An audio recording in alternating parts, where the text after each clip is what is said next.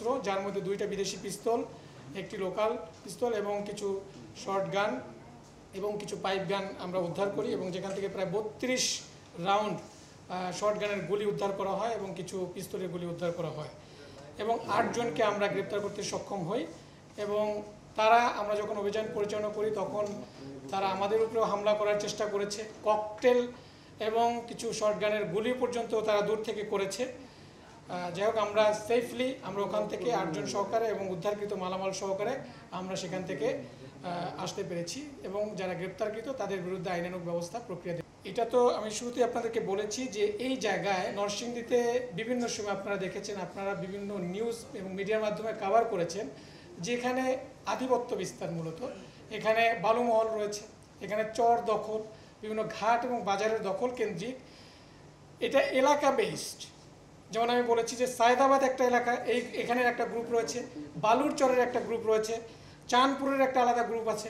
এই গ্রুপে তাদের যে বালুমহল দখল, জমি দখল, চর দখল, ঘাট দখল নিয়ন্ত্রণকে কেন্দ্র করেই তারা মূলত এই সংঘর্ষগুলো ঘটিয়ে থাকে। সব মশার বিরুদ্ধে সুরক্ষা দিতে এলো বসুন্ধরা এক্সট্রিম অ্যারোসল, মশার বিরুদ্ধে এক্সট্রিম সুরক্ষা।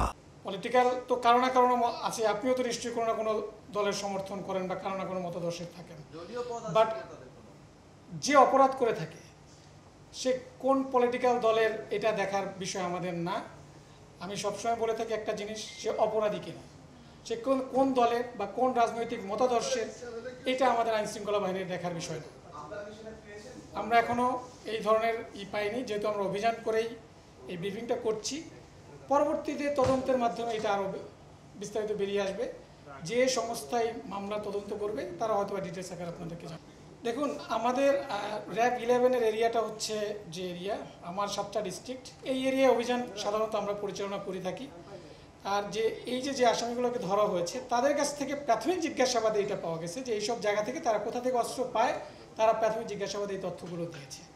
এবং আমাদের অন্য জায়গায় কিন্তু অভিযান পরিচালনা করে থাকে, যেমন আপনারা জানেন কয়েকদিন আগে চট্টগ্রাম থেকেও কিন্তু বেশ কিছু অস্ত্র উদ্ধার করা হয়েছে। এর আগেও আমরা কিন্তু ছোট ছোট আকারে অস্ত্র, বিদেশি পিস্তল আমাদের এলাকায় কুমিল্লা থেকে, নোয়াখালী থেকে উদ্ধার করা হয়েছে। সো অভিযান কিন্তু সারা বাংলাদেশেই চলমান রয়েছে এবং অভিযানে কিন্তু আমাদের অস্ত্র উদ্ধার হচ্ছে। সো এটা একটা চলমান প্রক্রিয়া। অস্ত্র যদি দুষ্কৃতিকারীদের কাছে থাকে, এই অস্ত্রটা বিভিন্ন, ইটস নট অনলি যে শুধু আধিপত্য বিস্তারকে, সে বিভিন্ন অরাজকতা সৃষ্টির কাজে এটা ব্যবহার করতেই পারে। সেটাতে দেশের অস্থিতিশীল পরিস্থিতি বলেন, রাজনৈতিক প্রভাব বলেন, এই জায়গায় ব্যবহার করাটা এটা স্বাভাবিক, যদি অস্ত্র থাকে। এই জন্যই আমরা যেটা করছি যে অস্ত্রগুলো উদ্ধারের জন্য বিশেষ অভিযান পরিচালনা শুরু করেছি বা করছি, এবং আমাদের বেশ কিছু অস্ত্র, এবং গত মাসেও আমরা বেশ কিছু র্যাব 11, আমি বলবো যে আপনাদের প্রায় 13টার মতো বিদেশি অস্ত্র উদ্ধার করেছি আমরা বিভিন্ন জেলা, আমাদের দায়িত্বপূর্ণ এরিয়া থেকে। সো আমাদের অস্ত্র উদ্ধার অভিযান চলমান রয়েছে, যেন এই অস্থিতিশীল পরিস্থিতি সৃষ্টি করতে না পারে। এটা আজকের এই ব্রিফিংয়ের সাথে এটা যদি অপ্রাসঙ্গিক একটা এনিওয়ে, তারপর যেহেতু বলেছেন আপনার, একটা মামলা যখন তদন্ত থাকে, এটা অবশ্যই তদন্ত শেষে আপনাদেরকে বিস্তারিতভাবে জানানো হবে। এখন এটা তদন্ত প্রক্রিয়াধীন, চলমান রয়েছে, এবং আমাদের অনেক ডেভেলপমেন্টও আছে। আমরা অতি শীঘ্রই এটার দিয়ে দিব আশা করছি ইনশাল্লাহ। সো টিল দ্য টাইম তদন্ত শেষ না হচ্ছে ততক্ষণ পর্যন্ত আপনাদের একটু অপেক্ষা করতে হবে। ফ্যামিলির সাথে আমাদেরও যোগাযোগ হচ্ছে, আমরা যোগাযোগ করতে আমরা তাদের সাথে, আপনাদেরও যেমন বলছে, আমরাও তাদের সাথে, সবার সাথে আমরাও মেনটেন করছি।